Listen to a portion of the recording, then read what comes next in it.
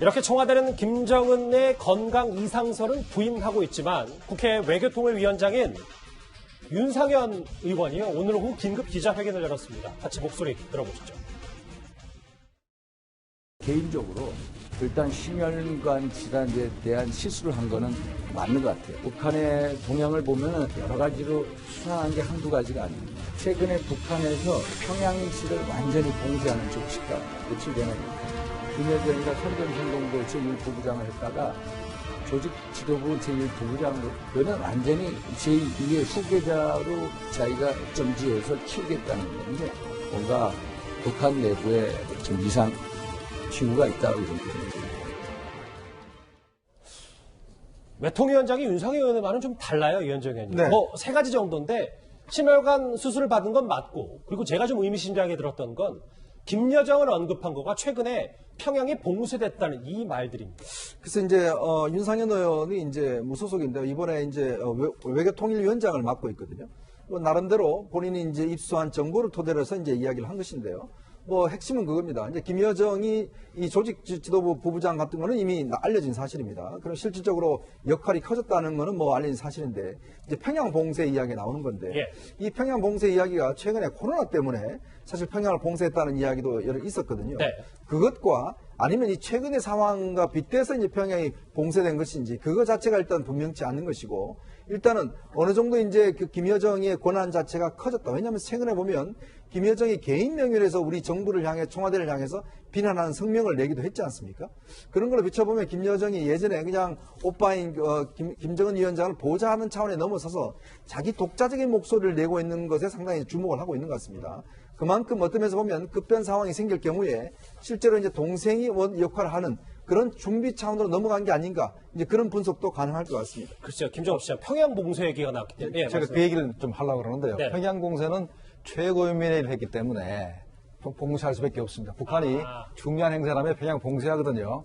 코로나 때문이 아니고 최고위원회를 12일 날 했죠. 10일 했기 때문에 그것 때문에 봉쇄됐습니다. 왜냐하면 687명이 전국에서 몰려들기 때문에 당연히 봉쇄를 해야 되는 겁니다. 아하, 그러니까 이 김정은 위원장의 건강 이상설과 직접적으로 연관이 없을 수도 없다는 있다. 거죠. 네. 평양 봉쇄, 김여정 승격, 윤상현 외통위원장의 얘기입니다. 사실 조심스럽긴 합니다만요. 급변 사태까지 생각하지는 않더라도 실제로 김정은 위원장이 그리 무겁지 않은 치료를 받았다면 당분간 모습을 드러내기 쉽지 않을 겁니다. 그래서 김정은을 대신할 이 인물에 관심이 쏠리는 건 당연합니다.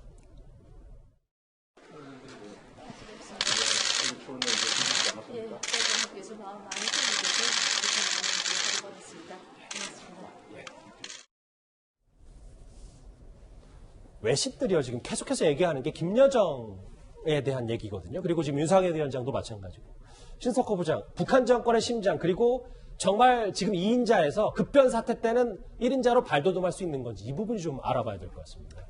예, 저도 지난주에 그 동아일보에 쓴 칼럼에 김여정이 김정은의 후계자가 될 수 있을까라는 제목의 칼럼 한번 쓰면서 고민을 많이 해봤습니다. 근데 우리가 기본적으로 생각해야 될 것은 북한이 가족국가라는 점이죠. 김씨 일가의 나라 아니겠습니까? 그리고 예. 우리가 김씨 왕조라고 얘기하기도 하는데, 지금 김씨 일가라고 보면은 김정은이 있고 김정은이 이솔저 낳은 아들, 딸들이 있는 거로 알려졌습니다만, 네. 아주 지금 어리지 않겠어요? 그러니까 만약에 오늘 지금 이 보도가 맞다면, 그래서 김정은이 정치적으로 통치를 할 수 없는 상황이 온다면 김씨 일가 중에 누군가는 통치를 해야 되지 않습니까? 네. 가장 가까이 있는 게 물론 김여정이죠. 김여정으로 말할 것 같으면 김정은과 같은 어머니이잖아요. 같은 배에서 태어난 동기이고, 김정철이 있습니다만 김정철이 여러 가지 이유로 지금 실각이 되는 걸 볼 때 김여정입니다. 두 가지 측면에서 김여정은 2인자 자리를 붙이고 있는데요. 공식적인 직함이 하나이고 북한 내부의 선전선동 차원의 부각이 두 번째인데요. 공식적으로는 지금 선전선동부 1부장에서 지금은 거의 조직지도부장, 그리고 정치국 후보위원까지 지금 올랐지 않습니까? 그리고 선전선동 측면에서도 김여정이 최근에 지속적으로 부각이 돼 왔습니다. 오빠하고 같이 백마를 타고 백두산을 오르고요. 그러면 말씀 끌어주셨는데 우리를 치면 청와대 비서실장, 국정원장 이런 거 지금 다 맡고 있는 거 아니에요? 여러 가지를 다 맡고 있다고 볼 수 있죠. 오빠의 심기 경호부터 오빠의 정책 조언까지 모든 면에 있어서 김정은의 가장 바로 옆에 활동하는 측근이라고 우리가 볼 수 있습니다. 그런데 김정은 시장, 아까 신석호 부장이 잠깐 언급을 하게 했는데 네. 김정은, 이설주 두 사람 슬하에도 분명히 자식이 있을 테고 뭐 알려지기로는 네. 뭐 아들 10살 정도 됐다는 네. 첩보까지도 있어서 네. 오늘 이번에 21대 국회에 입성하게 된 지성호 당선인이 네. 섭정, 그러니까 아들 얘기도 나오면서 김여정 얘기를 또 다시 한번 언급을 했습니다. 그러니까 지성호 당선인 입장에서는 김여정이 바로 나서지 못하니까 아들이 현재 10살입니다. 예. 2010년생이니까 10살이니까 그 아이가 클 때까지는 김여정이 섭정할 거다. 이런 얘기를 했는데 이건 제가 볼 때는 좀 문제가 있는 것 같고 아, 문제가 있다는 게 무슨 말씀이시죠? 그러니까 김여정이 전면으로 나서지 못한다. 나선다 이런 얘기가 아니고 섭정을 한다는 얘기거든요. 예. 어린애를 갖다가. 그건 왕조나 가능하지 북한에서 가능하지가 않습니다. 자, 김정일이든 김정은이든 나름대로 공식 직책이 상당히 높아졌어요. 예. 김정은은 당 중앙군사위원회 부위원장에도 하고 있었기 때문에 김정일이 죽으니까 바로 이제 승계가 됐고 김정일은 뭐 당연하죠. 국방위원장에다 여러 개 맡고 있었다는 게 당연한 것인데 그렇게 아들이 10살짜리가 뭐 한 10년, 20년 기다릴 때, 클 때까지 김여정이 섭정한다. 이건 좀 맞지 않는 것 같습니다. 예. 이 태구민 당선인도요, 이 여러, 김여정 위원장, 김여정과 김정은 위원장 관련해서 이런 분석을 뉴스탑10 출연했을 때 내놓았었습니다. 한번 들어보실까요? 하노이 회담 때 있은 이후 세계 언론이 뭐라고 보도했는가 하면 혹시 왜 저렇게 김여정이가 전면에 나서느냐, 김정은이 건강이 좋지 않아서 포스트 김정은의 다음 인물로 김여정을 빨리 북한 주민들한테 각인시키기 위해서 하지 않냐 이러면서 항상 이 권력 투쟁 과정에서 북한에서는 이 부인의 지위가 결정적입니다. 이설주가 아들을 낳았는지 안 낳았는지 그건 모르겠지만은 후계자의 어머니가 누가 되는가에 따라서 그 여성의 지위가 올라갑니다. 전망적으로 놓고 보면 이 김여정과 이설주 이건 비교가 안 되죠.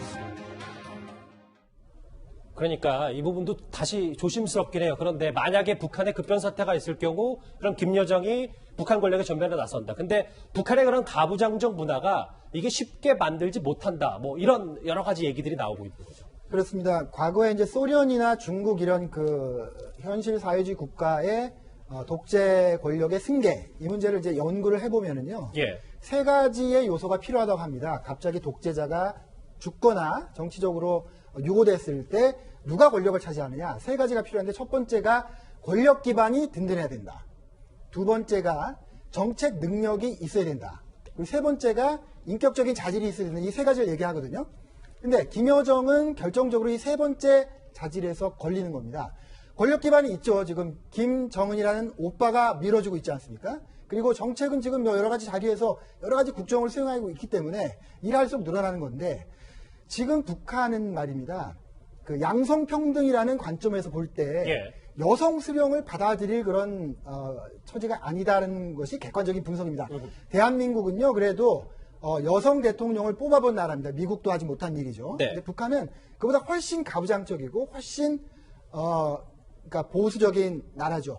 김씨 수령 왕조 체제를 강화하기 위해서 양성평등을 의도적으로 더 악화시킨 그런 측면이 있기 때문에 네. 왜 김여정이 그런 가부장적인 북한의 정치 문화를 넘어설 수 있겠느냐? 저는 개인적으로는 그거 쉽지 않다고 봅니다. 저희가 이 김정은 건강 이상설로 시작해서 김여정의 승격, 여러 가지 북한 권력의 중심에 서느냐 마느냐 이 얘기까지 해봤어요. 김정은 시장 이 주제 정리를 해볼게요. 지금 네.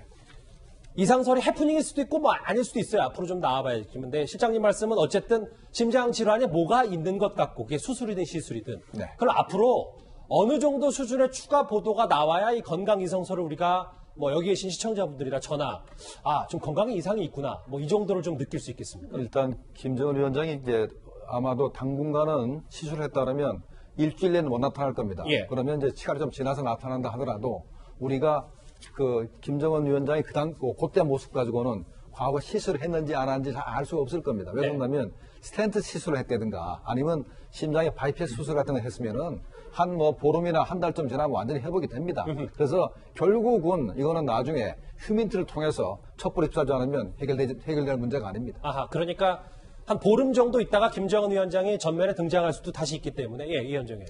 예전에 이제 김정일 위원장이 뇌졸중을 당했고 난 다음에 우리 정부기관이 언제 나타날까 굉장히 그때 촉각을 곤두세웠거든요. 그 첫 번째 정보가 어떤 식으로 나오나 하면 당시에 청와대 관계자가 김정일 위원장이 이제 칫솔질을 하고 있다. 이런 이야기가 처음에 나왔어요. 기억이 나네요. 네, 예. 나왔어요.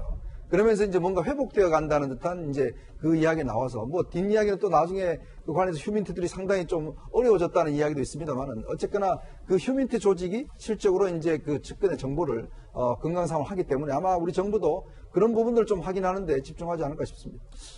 글쎄요. 김정은의 건강 이상설이 뭐 해프닝으로 끝날 수도 있고 아니면 그렇지 않을 수도 있습니다. 공식석상의 모습을 드러내지 않는 한 관련한 건강 이상설 이슈는 계속해서 이어질 것 같습니다. 관련 소식은 여기서 정리하고 다음 주제 외교안보 이슈 하나 더 있습니다.